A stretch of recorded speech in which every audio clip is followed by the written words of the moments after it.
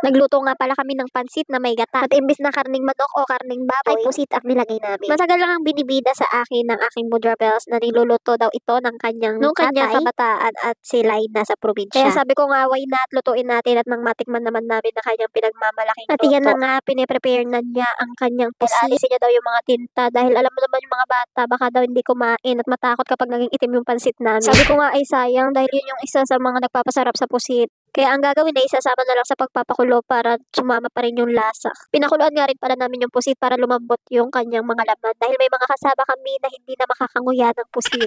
Habang pinapalambot nga ang pusit ay hinanda na namin ng mga meron tayong pansit bihon, pechay bagyo, repolyo, sayote, carrots, bagyo beans na 3 piraso, sibuyas, bawang at gata. May bell pepper din pero optional lang yan. Kapag ayaw nyo lagyan, edi wag. Nung kumulo nga ang pusit ay hindi agad namin inahon dahil hindi pa siya ganun kalambot. Kaya pinakulo pa namin siya ng ilang minutos, saka namin inahon. Pinalamig nga rin pala namin yan, syempre dahil baka mapaso-paso kami diyan. Kaya papalamigin mo talaga. After nga lumamig ay ginayat-gayat na namin ng pusit. Kung mapapansin nyo, merong mga lumalabas-labas na mga huyag-huyag na pusit dyan sa gilid. Yun kasi ay may naghuhuyag niya dyan sa gilid. Kung sa inyo mga idol, kung malambot naman na yung pusit, ay huyagin nyo na lang ng pakamay. Huwag nyo na kaming gayahin na pinaka-arte-arte pa. At ayan nga, after how many years, natapos na rin at oras na para magluto. Sa mainit na kawali ay ilagay ang mantika. Pagkatapos natin ilagay ang mantika, ay ilalagay naman natin ang ating bawang.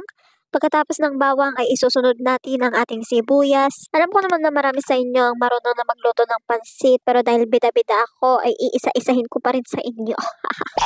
At kapag naluto na nga ang bawang at sibuyas ay sasama na natin sa pag-isa ang ating pusit. Pagkatapos nga ay sinunod na natin ang ating gulay. Pagpasensyahan nyo na kung kakaunti lamang dahil nagtitipid kami sa sobrang mahal ng pusit. Ayan lang ang nakayanan. Alam nyo yung tig 25 na chapsuyin, yung nakabalot. Yun na lang ang aming binili para mas makamura.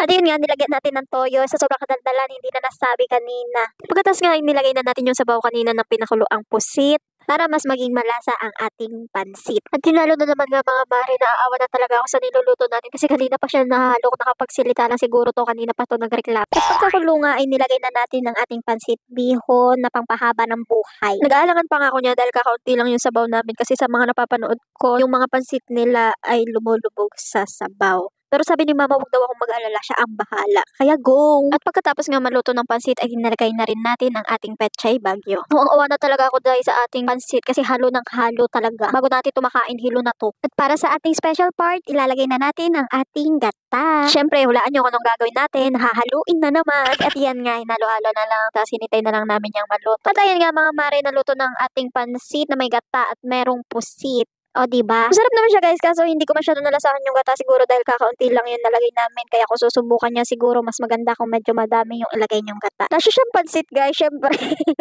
De, joke lang. Masarap naman siya guys. Subukan nyo din. Salamat sa panonood. Bye!